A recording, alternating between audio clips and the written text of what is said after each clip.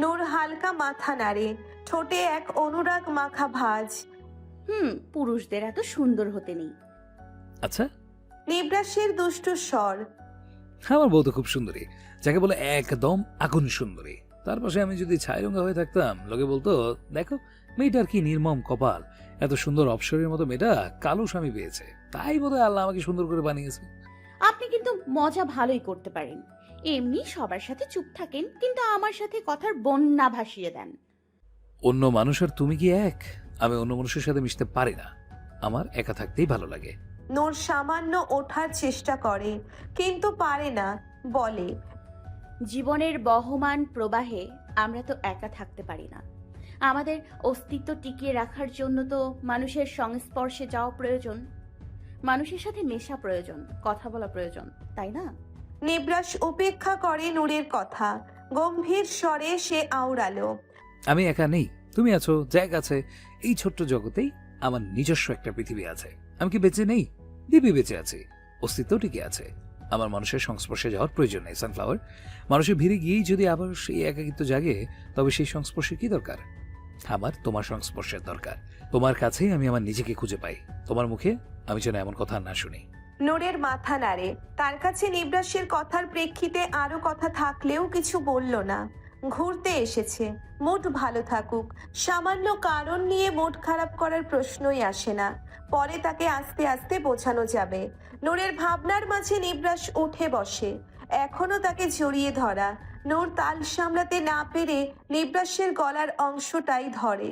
জায়গাটা সামান্য উঁচু। নূর জায়গাটায় আরেকটু চেপে ধরে শুধায়। কয়টা সেলাই লেগেছে এখানে? নিবরাসের চোখগুলো উজ্জ্বল হলো, ঠোঁটে কিঞ্চিত হাসি ফুটিয়ে বলে, 4টে।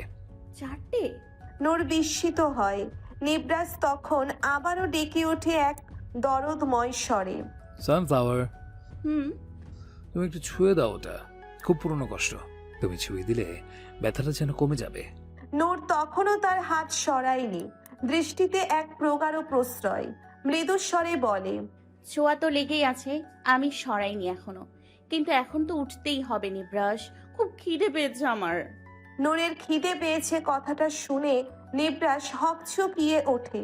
ঘড়ির দিকে তাকাতেই দেখে ঘন্টার কাঁটা 4টের দিকে প্রাণপণে ছুটছে। সে নূরের থুতনিতে হাত ছুঁয়ে বলে, ফ্রেশ হয়ে এসো, আমি রুম সার্ভিসকে কল দিচ্ছি। আমরা বাইরে যাব না? না, বিকাল হয়ে এসেছে। আমরা ফ্রেশ হয়ে খাবার খেতে খেতে 5টা বেজে যাবে। এই সময় ঘুরতে না বেরোনোই ভালো। নিবরাসের কথায় নূরের যে কিছুটা মনোক্ষুণ্ণ হলো তা বেশ বুঝতে পারছে Nibras. Anwar police, stop walking. কতদিন পর তুমি আমার কাছে আসছো, তাও তুমি সারাক্ষণ কাজ নিয়ে ব্যস্ত থাকো। এমন হলে আমাকে কখন টাইম দিবে তুমি? 2 দিন পরে যে আমাদের অ্যানিভার্সিটি, তাও ভুলে গেছো। মেয়েটার কথায় আনোয়ার হোসেন ল্যাপটপটা সাইডে রাখে, চোখে উঠিয়ে তাকায় মেয়েটার দিকে। প্রিয়স্মিতা।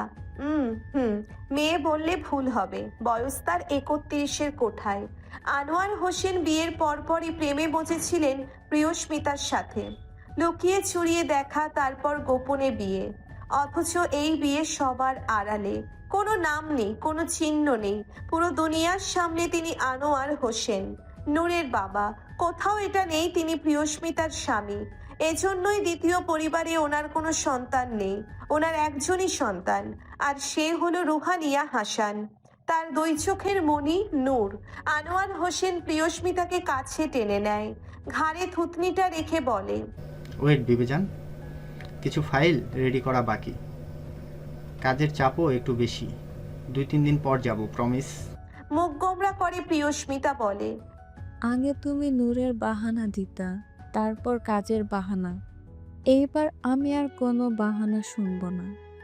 আমাকে ঘুরতে নিয়ে যেতেই হবে, বাস। আচ্ছা যাব তো, অ্যানিভার্সারির দিনই যাব। তোমাকে নিয়ে সারাদিন ঘুরবো, আমরা খুব মজা করব, খুশি?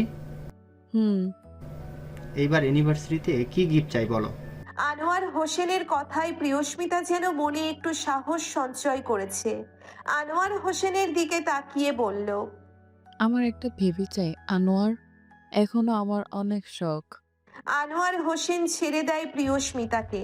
খাট থেকে নেমে এসে গম্ভীর কণ্ঠে বলল, তোমার মুখে নেক্সট টাইম এই কথা শুনলে ঠিক সেলাই করে দিব। আনোয়ার হোসেনের একটাই সন্তান, সে হলো নূর। নূর আমার আদরের চোখের মণি। ওর জায়গায় তুমি অন্য কাউকে আনতে চাইছো? আবারও এত সাহস তোমার? কথাখানা বলে তিনি ঘর ত্যাগ করেন, কিন্তু প্রিয়স্মিতা সেখানেই স্থির। বসে বসে তিনি অশ্রু মুছছেন। একটা মেয়ের কি বাচ্চার শখ থাকতে পারে না? অবশ্যই পারে। কেন তাকে এভাবে থাকতে হচ্ছে? লুকিয়ে লুকিয়ে বিয়ে করেছে, কোনো পাপ তো করেনি। হাতের উল্টো পিঠ দিয়ে চোখ মুছে প্রিয়স্মিতা। ব্যাস, আর না, অনেক সহ্য করেছে সে। নূর নূর নূর, এই একটা মেয়ের জন্য তার লাইফটা শেষ হয়ে যাচ্ছে। তার দুটো বাচ্চা জন্মের আগে মরে গেছে শুধু এই মেয়ের জন্য। প্রিয়স্মিতা বেডশিট খামচে ধরে, দাঁতে দাঁত চেপে বিড়বিড় করে বলে, ভেবেছিলাম তুমি যদি আজকে রাজি না হও তাহলে আমি আমার ডিসিশন চেঞ্জ করব। তোমার আর বাচ্চার সাথে সারাটা জীবন কাটিয়ে দেব। পুরনো সব কিছু ভুলে যাব, নতুন করে আবার সব শুরু করব। কিন্তু তা আর হবে না, সম্ভব নয়। আমাকে ওর সাথে কথা বলতেই হবে। আমি যদি সুখে নাই থাকতে পারি তাহলে তোমার আর বাপ মেয়েকেও সুখে থাকতে দিব না। ইট মাই প্রমিস। ঋতুচক্রে বর্ষা এখন অন্তর্হানের পথে। তার অবসরের সুর বাজিয়ে সমাগত শরৎ ধীরে ধীরে প্রকৃতির মঞ্চে আবির্ভূত হচ্ছে। ক্ষণে ক্ষণে আকাশ বাতাসের চিত্র বদলাচ্ছে। কখনো কখনো নীলিমার বিস্তারে মেঘেদের আনাগোনা, গুমোট নতুবা স্বচ্ছ আকাশে ঝকঝকে মেঘেদের ছড়াছড়ি। নূর কটেজের আয়তকার বারান্দায় সাজানো সোফাটায় বসে আছে। সোফা নয়, বেতের একখানা লম্বা টেবিলের মতো, হাতল আছে। ওই তিনজন মতো বসতে পারবে আর কি। সোফা বললে ক্ষতি নেই, পাশে বড় বড় দুটি মোড়া। সে অনাবিল আরামে নিমগ্ন, সোফায় আয়েশ করে বসে মোড়ার ওপর পা তুলে দিয়েছে। তার দৃষ্টি অম্লান হয়ে ছুটে বেড়ায় চারপাশে নৈসর্গিক অপূর্বতায়। এই অপরূপ সৌন্দর্যে সে মুগ্ধ হয় বারংবার। আগে কখনো ভাবেনি পৃথিবী বুঝি এত সুন্দর। সত্যি বলতে কুমিল্লার সীমারেখা কখনোই অতিক্রম করেনি সে। প্রকৃতপক্ষে নিজ শহরের অন্তর্গত স্থানের পরিভ্রমণ ও তার জীবনের অনুপস্থিতিই রয়ে গেছে। সেখানে ঢাকা সিলেট আসা তার কাছে বিশাল ব্যাপার। শৈশব কাল হতেই তার উপর আরোপিত ছিল এক প্রকার অনর নিষেধাজ্ঞা। স্কুল থেকে কিংবা কলেজ থেকে কখনো সে স্টাডি ট্যুরেরও যেতে পারত না। এই ঘুরতে যাওয়া নিয়েছিল বাবার ঘোর আপত্তি। অবশ্য এটার কারণও খুব গুরুতর। সবে মাত্র সপ্তম শ্রেণীতে পড়ে সে। বার্ষিক ক্রীড়া প্রতিযোগিতায় চলছে। স্কাউটে যুক্ত থাকার কারণে প্যারেডে নাম ছিল। উপজেলায় গিয়ে পারফরমেন্স করতে হতো। বহু কষ্টে বাবাকে রাজি করেছিল সেবারে।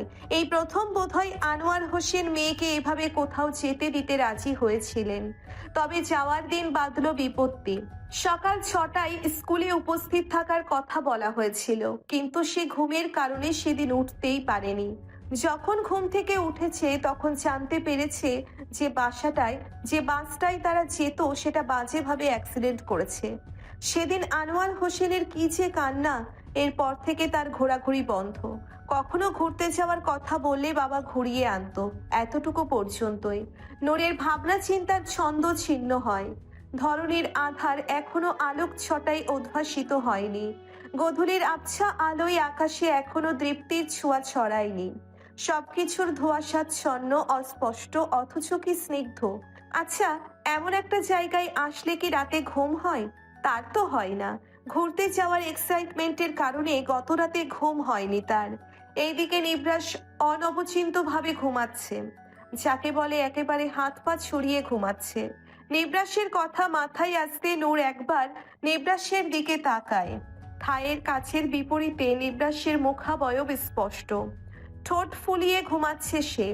একটা মানুষ কি পরিমাণ ঘুম পাগল হলে দুপুরেও ঘুমায়, রাতেও ঘুমায়। নূর এক বিষণ্ণ দীর্ঘ নিঃশ্বাস ত্যাগ করে। সিলেট যাত্রার এক রাত্রি আর অর্ধ দিবস ইতিমধ্যেই অতীত হয়ে গেছে, অথচ তারা এখনো কটেজের অন্তঃসীমা অতিক্রম করেনি। বাহিরের প্রকৃতিকে ছুঁয়ে দেখার কোনো প্রয়াসও নেয়নি। এ কেমন ঘোরাঘুরি। নিবরাসের ঘুম হালকা হয়। সে ধীরে ধীরে শরীরে অস্থিরতা অনুভব করে, নড়ে চড়ে ওঠে। হাতড়ে পাশে খোঁজে নূরকে। বিছানায় তার পাশে নূর নেই উপলব্ধি হতেই তৎক্ষণাৎ তীক্ষ্ণ চেতনায় ফিরে আসে তার। ধরপড়িয়ে ওঠে সে। ঘুমটুম উবে গেছে দু চোখ থেকে। শক্ত মুখে ক্ষীণ আখি যুগল দ্বারা নজর বোলাই সমস্ত ঘরে। ফাঁকা ভোরের কোমল আভা তখন ঘরে আলতোভাবে প্রবেশ করেছে। বারান্দার দিকে নজর পড়তেই তার অধর জোড়ায় কিঞ্চিত হাসির ঝলক দেখা গেল। পাতলা কম্বলটা সরিয়ে উঠে সে বারান্দার দিকে অগ্রসর হলো। নূর তখনও নিমগ্ন দৃষ্টি তার পূর্বাকাশে। উদিত সূর্যের আলো চারিদিকে কেমন সোনালি আভা ছড়াচ্ছে। ঠিক সেই মুহূর্তে পেছন থেকে নিবরাস নিঃশব্দে এগিয়ে এসে তার কাঁধে রাখে থুতনি। তারপর গভীর আবিষ্টতায় দুই বাহুতে জড়িয়ে ধরে তার বুকের নিম্নাংশে। হঠাৎ পেছন থেকে এমন জড়িয়ে ধরায় প্রথমে নূর দারুণ ভয় পেলেও তার বুঝতে বেগ পেতে হয়নি এই আদুরে স্পর্শের মালিককে। নিবরাস নূরের ঘাড়ে নাক ঘষে দিয়ে সেখানে আলতো করে চুমু আঁকে। মোহবেষ্টিত কণ্ঠে শুধায়, এত ভোরে আমাকে ফেলে উঠে গেলে কেন সানফ্লাওয়ার? নূর নিবরাসের জড়িয়ে ধরা হাতের উপর হাত রেখে বলে, আমার ঘুম ভেঙে গেছে। কেন? নিবরাসের থুতনি তখনও নূরের কাঁধে ঠেকানো। সে মৃদুভাবে গম্ভীর কণ্ঠে বলে, এক্সাইটমেন্ট? কেন? জানি না, হয়তো এক্সাইটমেন্টের কারণে। আমরা এখানে ঘুরতে এসেছি 17 ঘন্টার উপরে, কিন্তু এখনো কটেজ থেকে বের হলাম না। তো ঘুরতে এসে কি লাভ হলো? নিবরাস নূরের কাঁধ থেকে থুতনি সরিয়ে নিল। সামনে গিয়ে সোফায় বসে শক্ত হাতে তাকে টেনে তাকে উরুর উপর বসালো। নূরকে বুকের সঙ্গে চেপে ধরে গম্ভীর কণ্ঠে বলে, সোনা, আমরা এখানে ঘুরতে আসিনি। নূর বিস্ময়ে তাকায় তার দিকে, শুধায়। নিবরাস আলতো হাতে নূরের চুলগুলোকে কানের পিছনে গুজে দিচ্ছে। তার ওষ্ঠ ছুঁয়ে ব্যাকুল কণ্ঠে বলে, হানিমুন করতে? নূর থমকায়, দুরু দুরু বুক ওঠানামা করে। নিবরাস তখনও তার অঙ্গুষ্ঠ আর তর্জনী আঙ্গুল দিয়ে নূরের ওষ্ঠ ছুঁয়ে দিচ্ছে ব্যাকুল ভাবে। নূরের মনে অজানা এক উথাল পাথাল ঢেউ গর্জন শুরু করে। নিবরাসের স্পর্শে সে আরো ব্যাকুল হয়। নিবরাসের বেপরোয়া হাতে ছুঁয়ে দিচ্ছে নূরের পৃষ্ঠদেশ। কি অসংশয় নির্লিপ্ততা! নিবরাসের হাত ধীরে ধীরে উপরের দিকে উত্থিত হচ্ছে। তার আঙ্গুলগুলো নীরবে ছুঁয়ে দিচ্ছে নূরের শরীর। নূর হারায়, মুখ দিয়ে অদ্ভুত আওয়াজ বের করে। উষ্ণ কাপা শ্বাস ফেলতে ফেলতে নিবরাসের হাত চেপে ধরে সে। পর মুহূর্তেই কোনো পূর্ব ঘোষণা ছাড়াই সে নিজের ওষ্ঠ নিবরাসের ওষ্ঠে ছুঁয়ে দেয়। এই প্রথম নূর নিবরাসের হাত চেপে ধরে স্ব-ইচ্ছেই নিজের ওষ্ঠের সাথে নিবরাসের ওষ্ঠ স্পর্শ করেছে। নিবরাসও আঁকড়ে ধরে তাকে, অবাধ্য বেপরোয়া ভাবে ছুঁয়ে দেয় তার ওষ্ঠ। এক বেসামাল যুদ্ধের আহ্বান হয়, ওষ্ঠ যুদ্ধ। সময় যায়, 1 মিনিট, 2 মিনিট, 3 মিনিট, যুদ্ধ থামে না। নূরের হাত তখন নিবরাসের গলায় আঁকড়ে ধরা। শ্বাস নিতে কষ্ট হওয়ায় সে ওষ্ঠদ্বয়ের সংঘর্ষ কমায়। আস্তে করে ছেড়ে আসে নিবরাসের ওষ্ঠ। নূর হাঁপাচ্ছে, নিঃশ্বাস ঘন। একের পর এক নিঃশ্বাস আসছে মুহূর্তেই।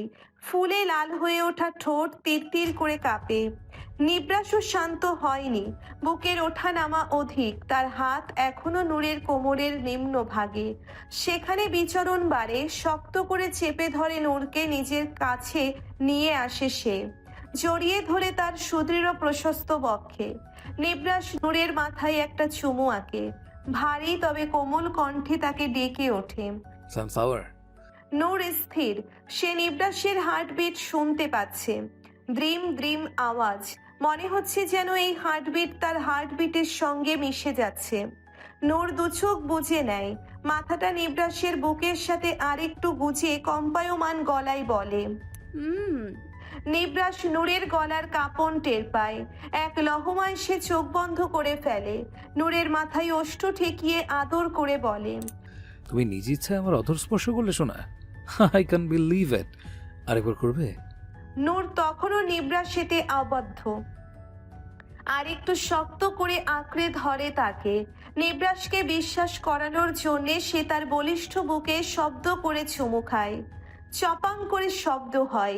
নিবরাস আবিষ্ট কণ্ঠে বলে, আরেকবার শোনা প্লিজ। নূর নিবরাসের কথা মতো আরেকবার চুমু খেলো। মুখ ফুটে কম্পায়মান গলায় বলল, আর না। নিবরাস আলতো হাতে নূরের মাথা তোলে। ললাটে পড়ে থাকা এলোমেলো চুলগুলো পেছনে ঠেলে দিয়ে কোমল স্বরে শুধায়, আজ আমার হৃদয় রানী হঠাৎ নিচ থেকে আমি আদর করলো কেন? হৃদয় রানী বলাতে নূর সামান্য লজ্জা পায়। এই লোকটাও না কি সব অদ্ভুত নামে ডাকে তাকে, মুহূর্তে লজ্জায় ফেলে দেয় তাকে। সানফ্লাওয়ার, সোনা, হৃদয় রানী, আরো কত কি, কত নাম যে আছে। নূর চোখ বুজে নরম কণ্ঠে বলে, আপনিই তো বললেন। প্রথমে বুঝতে সমস্যা হলেও পরে সে বুঝতে পেরেছে যে নূর গতকালকের সকালের কথা বলছে। সানফ্লাওয়ার তার কথা মনে রেখেছে। কথাটা ভাবতেই খুশিতে আত্মহারা হয়ে গেল নিবরাস। নূরকে মুহূর্তেই কোলে তুলে হাঁটা দিল রুমের দিকে। নূর ব্যালেন্স রাখতে না পেরে নিবরাসের গলা জড়িয়ে ধরে, ভীত কণ্ঠে বলে, কোথায় যাচ্ছেন? নামায় পড়ে যাব তো। নিবরাস কোলে নূরকে নিয়ে ঘোরাতে ঘোরাতে ওয়াশরুমের সামনে আসছে। তাকে সেখানে নামিয়ে দিয়ে বলে, উফ, don't talk too much baby. Noor অবাক হয়, মনে মনে বলে। নতুন আরেকটা নাম। নিবরাস নূরকে সামান্য টিস করে বলে।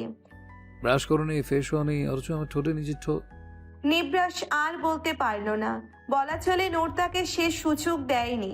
তার আগেই ওয়াশরুমে ঢুকে দরজা ভেতর থেকে আটকে দিল। মনে মনে নিবরাসকে কয়েকবার বলল, নির্লজ্জ নির্লজ্জ নির্লজ্জ। এখনো সন্ধ্যা হয়নি, সূর্য অস্ত যাবে যাবে। ধীরে ধীরে সোনালি আভা ম্লান হয়ে আসছে। নূর আর নিবরাস ফিরছে কটেজের দিকে। নূরের পরনে একটা মম জিন্স আর লং টপ, পায়ে স্নো হোয়াইট স্নিকার্স, ওড়নাটা গলায় দুভাঁজ করে পেঁচানো। অপরদিকে নিবরাসের পরনে খুবই সাদা মাটা পোশাক, একটা ব্ল্যাক ট্রাউজার আর হোয়াইট পোলো শার্টে এমনিই তাকে বেশ আকর্ষণীয় লাগছে। তার উপর পায়ে এঁটেছে হোয়াইট স্নিকার্স। রোদ চশমাটা সারাদিন চোখে এঁটে থাকলেও এখন এটার স্থান হয়েছে মাথায়। নিবরাসের এক হাতে নূরের ক্রসবডি ব্যাগ আর রোদ চশমাটা, অপর হাত নূরের হাতে শক্ত করে ধরা। ব্যাগ আর রোদ চশমার সাথে আঙ্গুলের ফাঁকে ঝুলছে কিছু খাবার প্যাকেট, যদি রাতে নূরের খিদে পায়। তাই নিবরাস আগে আগে সে ব্যবস্থা করে ফেলেছে।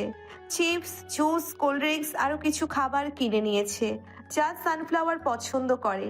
আজ তার সারাদিন কেটেছে নূরের বিস্ময় দেখতে দেখতে। প্রতিটি জায়গায় গিয়ে নূর শুধু চারিদিকে বিস্ময়ে চোখ বুলিয়েছে, যেন পৃথিবীতে এসে সদ্য টপকে পড়েছে। সকালে ব্রেকফাস্ট করে বের হয়েছে তারা এই সবুজ রাজ্যে। প্রথমে মালিনী ছড়া চা বাগান, তারপর লঙ্কাতুরা চা বাগান ঘুরে দেখেছে। আর নূর শুধু অবাক হয়ে চারিদিকে তাকিয়েছে। সে যতটুকু কল্পনা করেছিল চা বাগানগুলো ছিল তার থেকেও বিশাল। আর সকালে এই চা বাগানের রূপ ছিল আরো মোহবেষ্টিত। চা বাগান থেকে তারা গিয়েছিল মাজারে, হযরত শাহজালাল মাজার। তাদের কটেজ থেকে এই মাজারের দূরত্ব বেশি না, মাত্র 10 থেকে 15 মিনিটের রাস্তা। এই মাজার সম্পর্কে নূর তার বাবার কাছে শুনেছিল।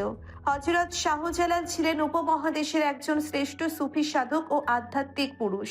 তিনি 1303 খ্রিস্টাব্দে ইয়েমেন থেকে 360 জন আউলিয়াকে সঙ্গে নিয়ে সিলেটে আগমন করেছিলেন। তার আগমনের মাধ্যমে সিলেট অঞ্চলে ইসলামের আলো ছড়িয়ে পড়ে।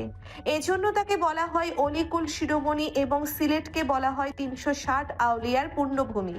নিবরাস সেখানে তাকে প্রতিটি জায়গা হাতে ধরে ঘুরিয়ে দেখিয়েছে। গজার মাছের পুকুর, জালালি কবুতরের ঝাঁক, চিল্লাখানা, দারগাহ মসজিদ, লঙ্গরখানা, আর অনেক জায়গা। এত জায়গার নাম যে তার এখন একটাও মনে নেই। বিকালের দিকে তারা গিয়েছিল ড্রিমল্যান্ড পার্ক, হাজার বিনোদন সেখানে। সেখানের আনন্দ উপভোগ করে তারা এখন কটেজে ফিরছে। নূরের আর পা চলছে না। ঘোরাঘুরি যেমন মজার তেমন কষ্টের। রুমে ঢুকতেই যাবে তখন নিবরাসের মোবাইলটা হঠাৎ বেজে ওঠে। নিবরাস একবার স্ক্রিনে চোখ বুলিয়ে নেয়, তারপর নূরের হাতে খাবারের প্যাকেটটি তুলে দিয়ে শান্ত অথচ দৃঢ় কণ্ঠে বলে ওঠে, শোনা, এক রুমে গিয়ে ফ্রেশ হয়ে নিও, তারপর বিশ্রাম। ওকে, আমি কলটা রিসিভ করে আসছি। নূর থমকে দাঁড়ায়, একবার মোবাইলটার দিকে তাকিয়ে হতাশ স্বরে বলে। কে কল করেছে? নিবরাস স্ক্রিনে দেখে নেয়, অফ বাটনে ক্লিক করে বলে, আয়াস, তুমি যাও। নূর যদিও ভিতরে গেল, তবুও নিবরাসের কথা তার বিশ্বাস হলো না। আয়াসের নাম্বার সে চেনে, সেভ করা আছে, কিন্তু নিবরাসের ফোনে এখন যে কলটা এসেছিল সেটা তো সেভ নেই। কি শাশুড়িমা হঠাৎ স্মরণ করলে আমায়? শ্বশুরমশাই কি পাত্তা দিচ্ছে না? বাজে বকো না, আমি ডিসিশন নিয়ে ফেলেছি। ভালো তো, কি ডিসিশন নিলেন?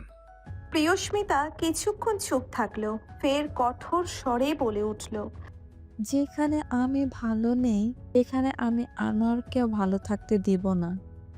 সন্তান হারানোর বেদনা কে দিচ্ছি আমি, তাও আনোয়ারের সাথে থাকবো বলে এতদিন মুখ বুজে সংসার করে গেছি, কিচ্ছুটি বলিনি, কিন্তু আর না। নিবরাস তাচ্ছিল্য হাসে, বলে, সংসার? সংসার সংসার কি এভাবে লুকিয়ে হয়? পৃথিবীর যেই সম্পর্কের পরিচয় নেই সেটা আবার কিসের সংসার? শুধু আমার সংসার ছিল, আনোয়ারের কাছে তার মেয়ের মূল্য ছিল সব, আমার কোনো দাম ছিল না। আমাকে শুধু টিস্যুর মতো ইউজ করে গেছে ও। নিবরাসের কাছে প্রিয়স্মিতার কথাগুলো খুবই বিরক্তিকর ঠেকল।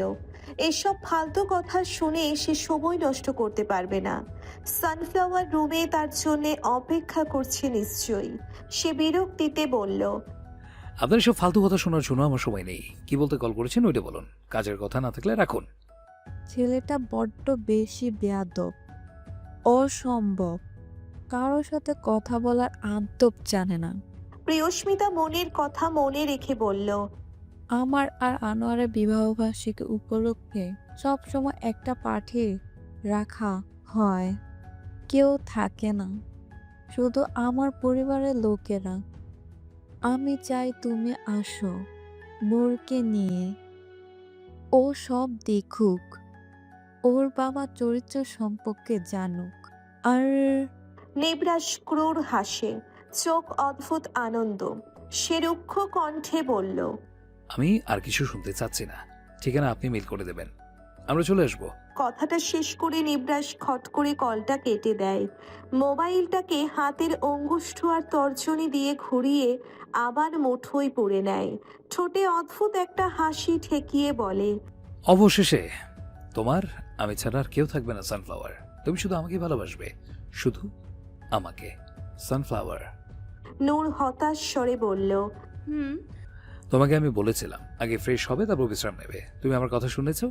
নূর ক্লান্ত চোখ তুলে তাকায়, মৃদু কণ্ঠে বলল, আমার পায়ে ব্যথা করছে আর হাঁটতে পারছি না।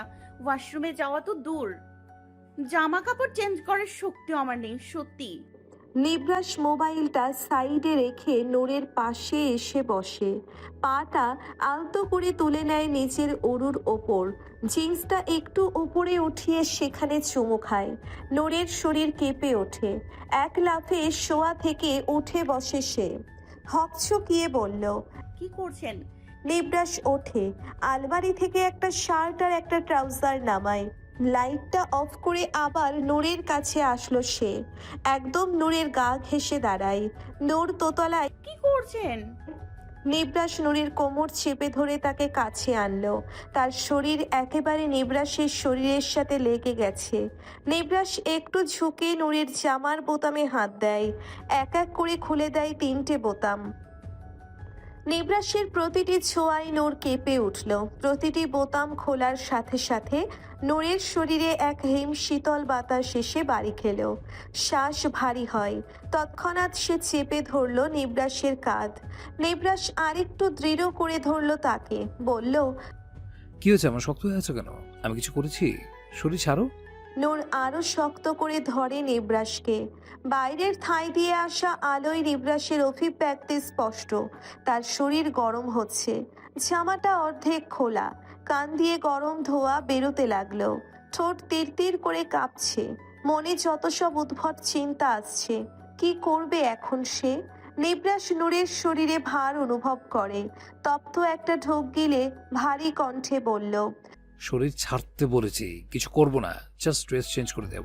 মাঝপথে নিবরাসের কথা বন্ধ হয়ে যায়। হুট করে নূর তার ওষ্ঠদ্বয় দ্বারা নিবরাসের ওষ্ঠদ্বয় চেপে ধরে। নিবরাস ভাবেনি নূর আবার সকালের মতো করবে। মেয়েটা প্রায় পাগল করে দিচ্ছে তাকে। এখন ওষ্ঠদ্বয়ের বিচ্যুতি সম্ভব নয়।